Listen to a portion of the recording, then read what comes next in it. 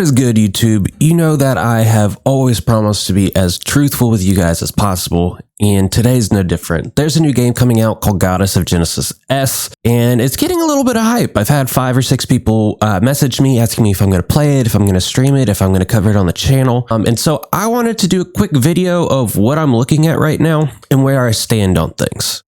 So as always, here's the intro and pitch for you to subscribe to me. We trying to get to that 1,000 clubs. We're giving away this here Bezos buck. If you're interested, be sure to subscribe and leave a comment. All subscribers that leave a comment on a new video get 1 marble, enter into the competition. We will do 1 big roll-off video and give away this bad boy. If I'm lucky enough that it's past 1,000 when you see this, go ahead and subscribe anyways. I'm probably going to double this bad boy up on the next one. So get in on both.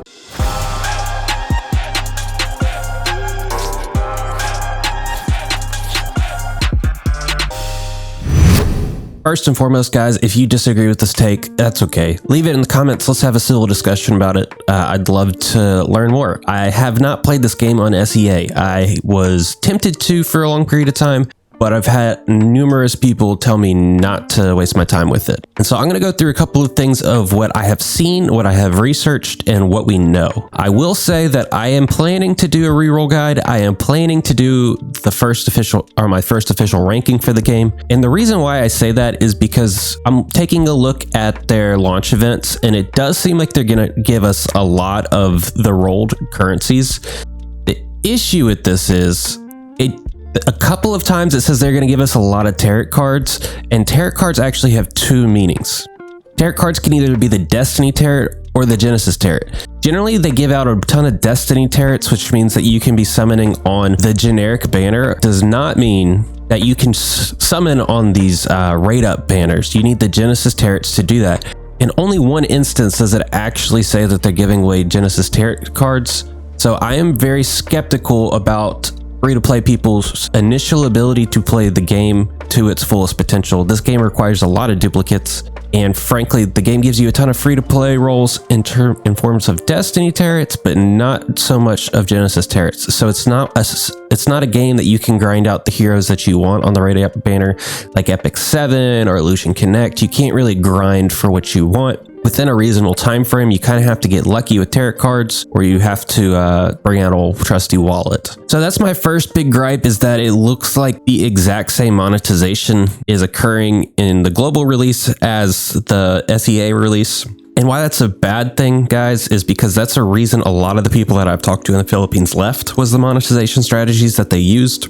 On top of the game overall being slightly clunky, I've seen a couple of people complain about the gameplay being semi-generic. And though I'm willing to look past all of those things because of Landsinger and how good of a game that is, all I'm willing to say is I'm willing to give this game a chance. I do not have my initial hopes up. Ultimately, I've known Zilong to not be the most trustable publisher when it comes to these games. They make pretty decent games like Landsinger, but the rest of their titles have been very, very serious cash grabs. And I do very much worry about the future of this game, especially since all of the SEA player base has essentially left. I was doing some basic reviews, and I discovered that through the mobile markets, they brought about $70,000 in last month. And guys, that's not good at all. Not at all. Games like Summoner's War brought in closer to 70 million. Games like Epic 7 brought in closer to 15 million.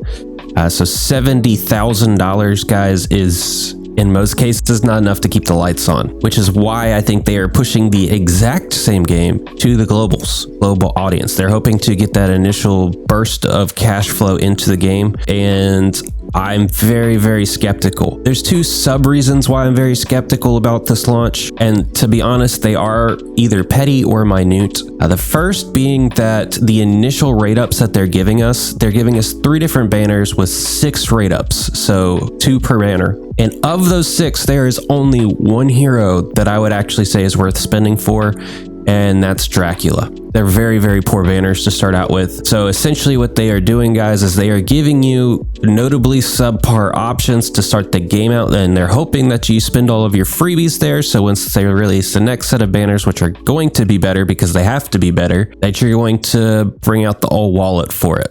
And the second reason that I'm very skeptical of this game is I reached out to their staff, and though they were timely with their response, they weren't very helpful. The first time I contacted them on my personal Facebook account and was trying to establish a relationship with them, and I essentially was just saying, hey, I'm a content creator. I'm looking to get some information about your game so I can cover it. And they essentially said, we'll reach out to you if we deem necessary. So, I mean, honestly, as a content creator, I'm not reaching out for money. I simply wanted information. I simply wanted to get things like media assets.